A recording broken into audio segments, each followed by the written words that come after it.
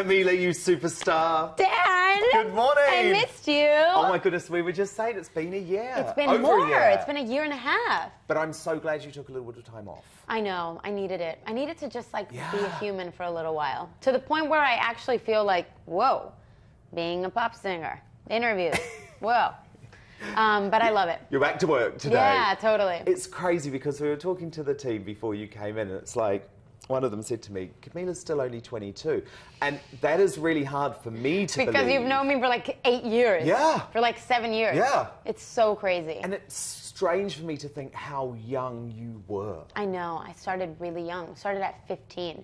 That's crazy for me now, having a little sister who's 12. Yeah. Because I think, wow, 3 years from now she would be like working and like singing in front of people. It's so crazy. But you took the time off. Yeah. To get that little You know normality. what? Honestly, it wasn't really, I wouldn't say time off because I was writing my album during that time. So that comes with its own kind of roller coaster of emotions. But I definitely feel like I got the chance to be a normal person. Like from my first album to now, it's actually probably what influenced my entire album. And it being called Romance and it, you know, being about falling in love. I literally did not have time to fall in love before the age of 20. Because you were just working all the time. Because I was just working all the time. Well, I wanted to read out this little quote about the album. Okay? Yeah, so you said, a museum of loves and the stories they've left behind. Yeah. So you're getting very personal with us this time. Yeah, totally. Every song is its own story, and I think that's why I'm so close to this album. I mean, obviously the first one too, but the first one, it was like everything was drawn from my imagination. Like I was single for basically 20 years. And so everything was like, I would see a boy at a party and then like write 5 songs about it, not see him again till a year after, not be brave enough to text him or go on a date with him. But I think it was just inspired by, like, I was in my first serious relationship at the beginning of this album, and you know, that's what inspired like romance and it being about falling in love. And so all of the stories are just my life and just what has happened the past 2 years. And a little bit of heartbreak too, because your new song out, just released on Friday actually, Cry For Me, is about this thing that we have when you sort of think that you're over someone. Totally, totally. And then they move on. And then you're like, whoa.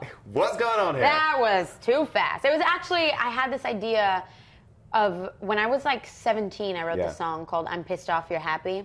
And I was like in this situation where like I broke up with somebody. And I was like, okay. But then a few days after, I would just see them just looking so happy, so radiant, like dating someone else so quickly. And I was like, wait. Like, that was so, I knew you were going to move on, but that was really, really fast. Like, I feel jealous that you were able to move on and be happy so much faster than me. So it's just about that. I love it because it's, like, not a feeling that everybody wants to admit, because it just sounds so bad. Like, oh, I hate that this person is freaking happy right now. But that's what it's about. But it's a very real emotion. Yeah, so totally. How nervous are you about sharing these emotions, though, which are that real? And as you say, are based on real people, real relationships. Honestly, that is such a hard part of all of this. Like, I'd never, because my first album didn't really involve, like, I mean, of course it involves real people, but they wouldn't have known at the time that it was about them. But now I'm like in the situation where like these people know that it would be about them. So it's like, it's super uncomfortable, and sometimes I'm just like, so hard. And sometimes you do kind of have to sacrifice stuff for the other person's emotions. Like, sometimes I'm like, I won't put that line in there. Do you know what I mean? Because I know it will hurt this person's feelings. There's a line. There's a line. And you won't cross it. Yeah, yeah.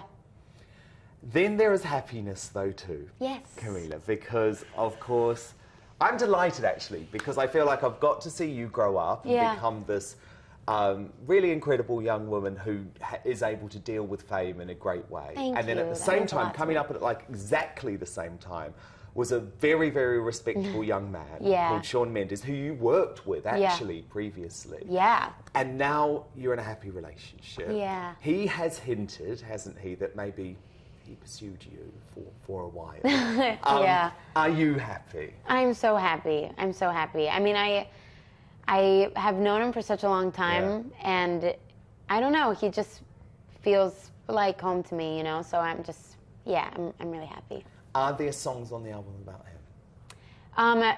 Towards the end there were, yeah. Actually, yeah. So that's quite nice then. That means we're going to get the breakup. I know, that's the great thing about heartbreak. songwriting is that you get to chronicle your life. Is that a word? Chronicle Yeah, your life? definitely. Yeah.